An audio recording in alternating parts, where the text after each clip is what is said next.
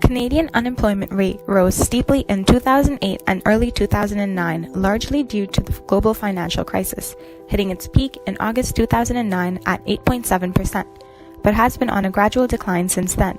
There weren't any significant fluctuations between 2013 and 2016. However, the rate started to gradually decrease again in February 2016 until today. Canada's unemployment rate has hit a 4-decade low. Yeah, we got the July employment numbers in today, Francis. The headline number very good, with Canada creating last month 54,100 new jobs. Yes, the unemployment rate falling down to 5.8%. As you say, the best we've seen in some 40 years. The details, though, not so good. In that 28,000 full-time jobs were lost. All the gains of the month among part-time positions. Province of Ontario creating 60+ thousand jobs, all part-time. Does the decreasing unemployment rate necessarily indicate a favorable labor market performance? The answer is not really. Why? Now let's look at how unemployment is defined.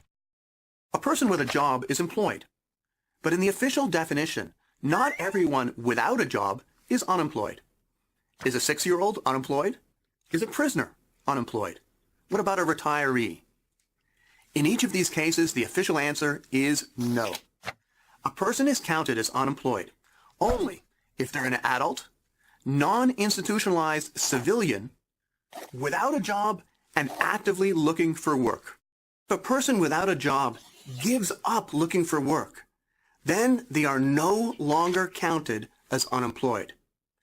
Every now and then someone discovers this definition and they call the unemployment rate a fraud, a big lie, even a conspiracy.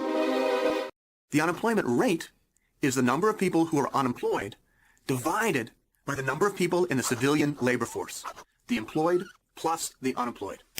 The unemployment rate fails to consider the people outside the labor force, so it is no longer a reliable gauge of labor market performance.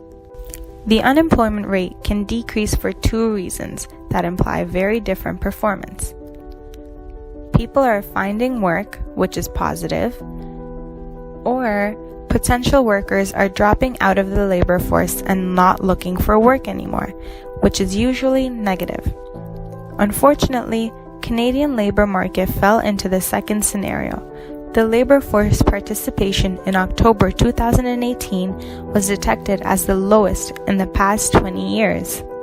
Let's take a look at some of the reasons that led to the low unemployment rate in Canada. Canada's population is getting older. The 2016 census shows there are now more seniors than children for the first time because, hey, baby boomers, you're aging. People are living longer and they are having fewer kids.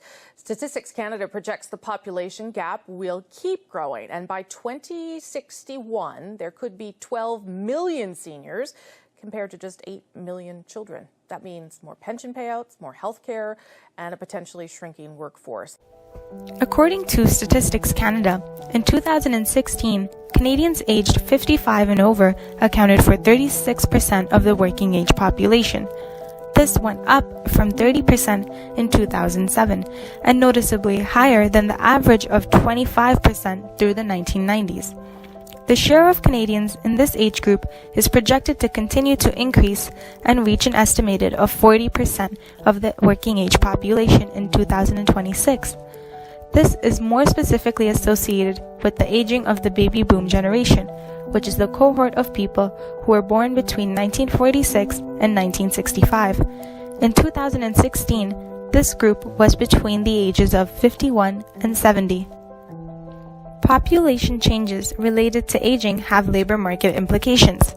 This is because people are less likely to work after the age of 55. As baby boomers enter their retirement years, there is a trend that fewer are entering than exiting the labor market. In 2016, there were 4.4 million youths aged 15 to 24 in the population and 4.9 million people aged 55 to 64, meaning there is a widening gap between the number of younger people entering the labor force and the number of people preparing to exit the labor market.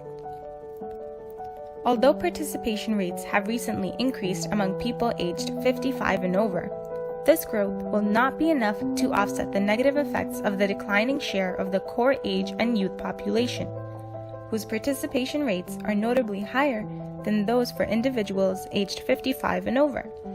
This raises the possibility that the compositional shift related to population aging has been the main reason for declining participation rates in recent years. As shown in this graph, from 2007 to 2016, the overall participation rate declined by 2 percentage points. If the age structure of the Canadian population had stayed the same as a decade earlier, the participation rate would have increased by 1 percentage point. The second reason of the declined labor force participation rate is because of the number of discouraged workers increased. But despite record low unemployment, it's actually getting harder for some to find work. And because it's taking longer to land a job, the time people are spending unemployed is getting longer, and more of them are giving up the search entirely. The findings come from a survey done by Express Employment professionals and may help explain in part why unemployment numbers are falling. When people simply give up looking, they aren't counted among the unemployed any longer. Even though job vacancies are rising, labor force participation is sticking at a low of 65.4% of the population. One of the problems cited by job seekers is that the barriers to enter and re-enter the workforce are high, including ageism for those looking to re-enter and a bias against inexperience for young people.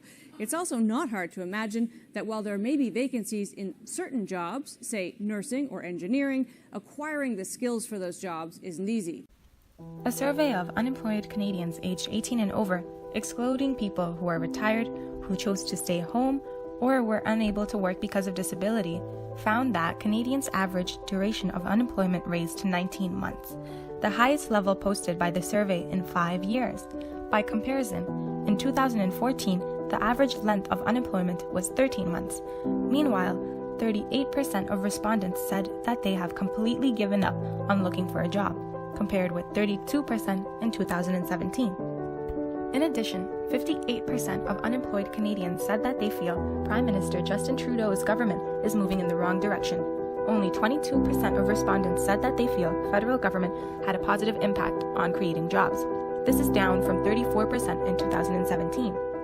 Another reason why the labor force participation rate number is pushed even lower is because more workers took part-time jobs as full-time jobs fell. A closer look at the statistics for last month show the country lost 28,000 full-time jobs but gained 82,000 less desirable part-time positions. As we have discussed, an aging population is a problem with our current unemployment in Canada. To help combat this problem, we believe there are two possible solutions. First, increased immigration incentives for people who are looking to work. The problem with this is that it can affect Canadian-born workers and may discourage them by seeing immigrants taking their jobs. The second option is to increase education.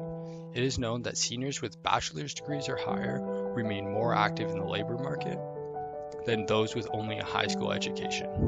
Now, this route is a long-term fix to a current problem, so it may not be the best solution. The second problem we are facing is the participation rate in Canada. We believe we can combat this problem through targeting the structurally unemployed. We can do this through an increased educational policy.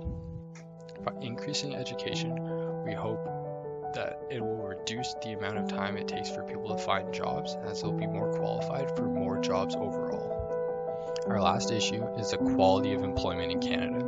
First, I'll be looking at seasonal and cyclical unemployment. These types of unemployment in the past have been combated through unemployment insurance.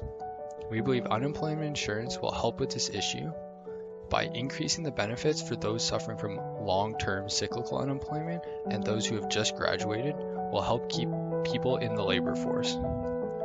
The second part of the quality of employment is looking at part-time work.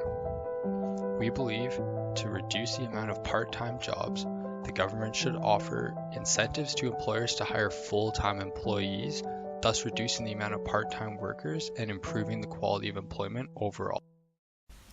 This concludes our presentation. Thank you for watching.